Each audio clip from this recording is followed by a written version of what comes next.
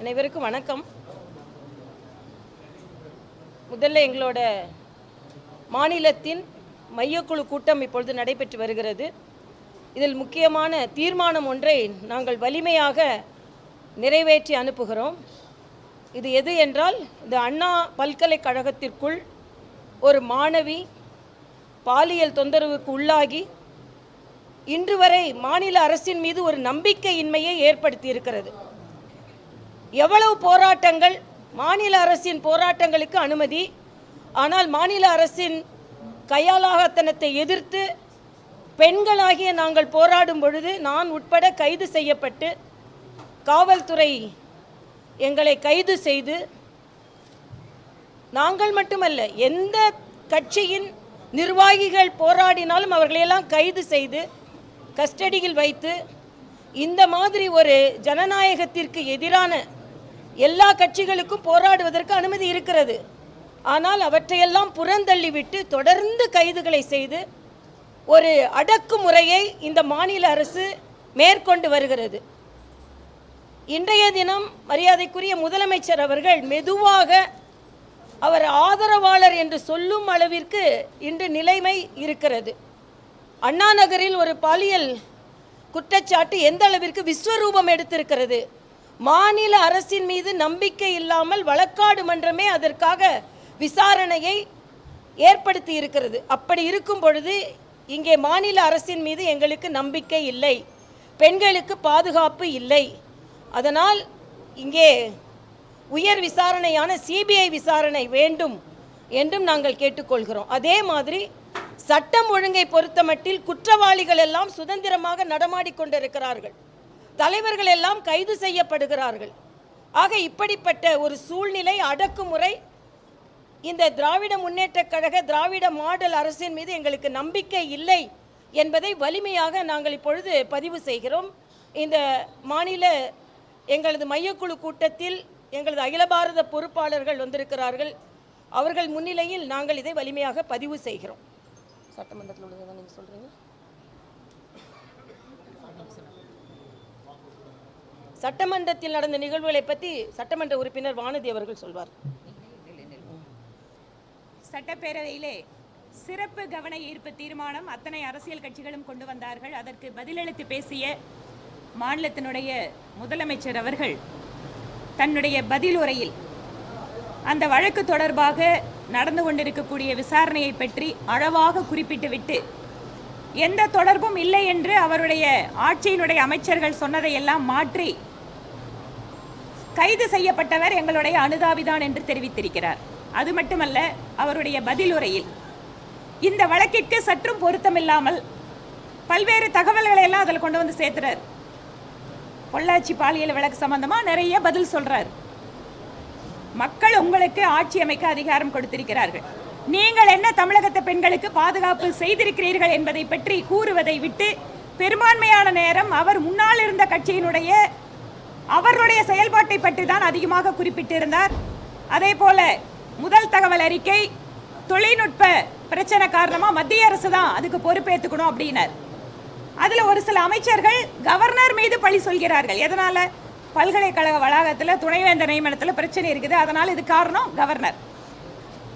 பல்கலைக்கழக வளாகத்துக்குள்ள நடந்ததால துணைவேந்தர் பிரச்சனை இருக்கிறதால கவர்னர் பொறுப்பேற்க வேண்டும் என்றால், பொது இடங்களில் நடக்கின்ற அத்தனை பெண்களுக்கு எதிரான குற்றங்களுக்கும் மாநிலத்தினுடைய முதலமைச்சர் தான் அவர் பொறுப்பேற்றுக் கொள்ள வேண்டும். ஏன் இதை தவிர்க்கிறாங்க? வேண்டுமென்றே இந்த கவர்னர் விஷயத்தை கூட மக்களுக்கு எந்த பிரச்சனைகளை பற்றி விவாதிக்க வேண்டுமோ சட்டப்பேரவையில் அதை பற்றிய தகவல்களை, அதை பற்றிய விவாதம், இதையெல்லாம் மூடி மறைப்பதற்காக சம்பந்தமே இல்லாத பதில்களை மாநிலத்தினுடைய முதலமைச்சர் இன்று சட்டப்பேரவையில் தெரிவித்திருக்கிறார். அந்த பதிலில் எங்களுக்கு திருப்தி இல்லை.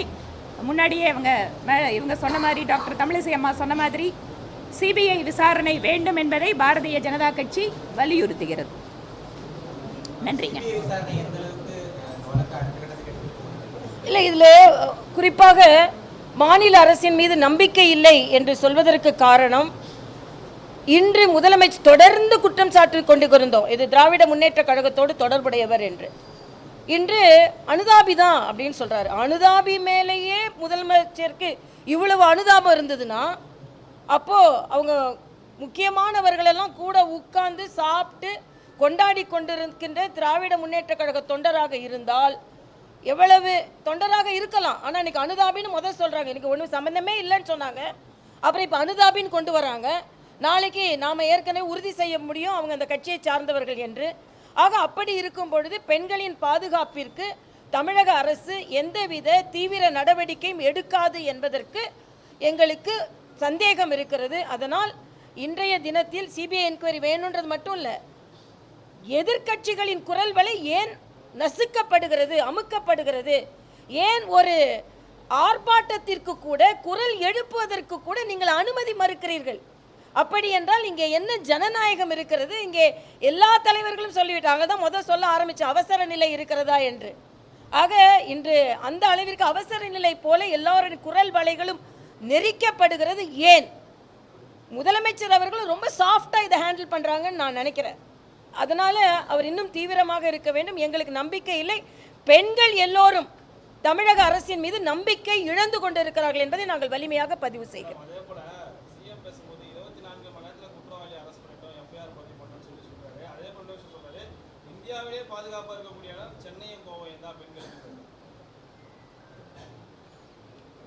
இது நாங்கள் என்ன சொல்கிறது? மக்கள்கிட்ட தான் கேட்கணும். சென்னையும் கோவைன்னா அப்போ அண்ணா பல்கலைக்கழகத்தில் நிகழ்ச்சி இது ஒரு குற்றம் நடைபெறவே இல்லையா? அப்போ இதை ஒரு குற்றமாக எடுக்கலையா அவர்? ஆக இதை பாதுகாப்புன்னு நினைக்கிறாரா? பாதுகாப்பாக பாலியல் குற்றங்கள் நடக்கிறதுன்னு நினைக்கிறாரா? இது ரொம்ப கடுமையான வார்த்தைகள். இப்போ சென்னையும் கோவையும் தான் காப்பனா. அப்போ மற்ற மாநிலம் இப்போ திருநெல்வேலியில் ஒரு பெரிய பிரச்சனை நடந்துட்டுருக்கு. தருமபுரியில் ஒரு பள்ளி மாணவியே பாலியல் பலாத்காரம் செய்யப்பட்டார்கள். வேலூரில்.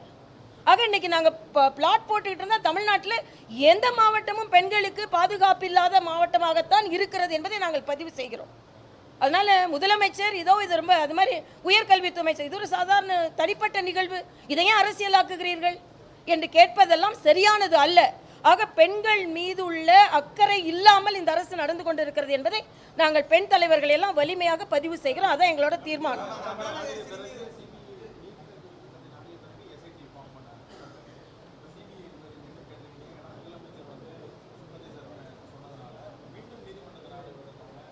கட்சி முடிவு பண்றோம். நாங்க அது லீகலா அப்ரோச் பண்ணலாமான்னு கட்சி முடிவு பண்றோம். இப்போ நாங்க இன்னைக்கு எங்க கட்சியோட இளைஞரணிக்காரங்க போராட்டம் நடத்தி இருக்காங்க. அவங்கள வந்து கைது பண்ணி கொண்டு போய் உள்ள வச்சிருக்காங்க. அதாவது ஜனநாயக ரீதியாக ஒரு அரசியல் கட்சிகளுடைய குரலை கூட கேட்பதற்கு இந்த அரசு தயாராக இல்லை என்பதுதான் யதார்த்தமாக இருக்கிறது. நேற்று திமுக கழகத்தின் ஆர்ப்பாட்டத்திற்கு எப்படி அனுமதி கொடுத்தீங்க? ஏன் யாரையும் கைது செய்யல? அப்போ எங்களை ஏன் கைது செஞ்சீங்க? அப்போது திமுக ஆர்ப்பாட்டம் நடத்தினால் சட்டம் ஒழுங்கு பாதுகாக்கப்படும், பாஜக ஆர்ப்பாட்டம் செய்தால் சட்டம் ஒழுங்கு பாதிக்கப்படும். இது என்ன நியாயம் என்றே எங்களுக்கு தெரியவில்லை. முதலமைச்சர் பதில் சொல்லட்டும். நன்றி. இல்லை, எந்த கட்சியை சார்ந்தவர்களாக இருந்தாலும் குற்றவாளி தான்.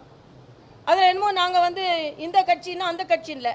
பெண்கள் மீது பாலியல் பலாத்காரம் மட்டுமல்ல அடக்குமுறையை ஏவி விடுபவர்கள் எந்த கட்சியாக சார்ந்தா குற்றம் தான். சரிப்பா, நாங்கள் ரிசல்யூஷன் சொல்லியாச்சு.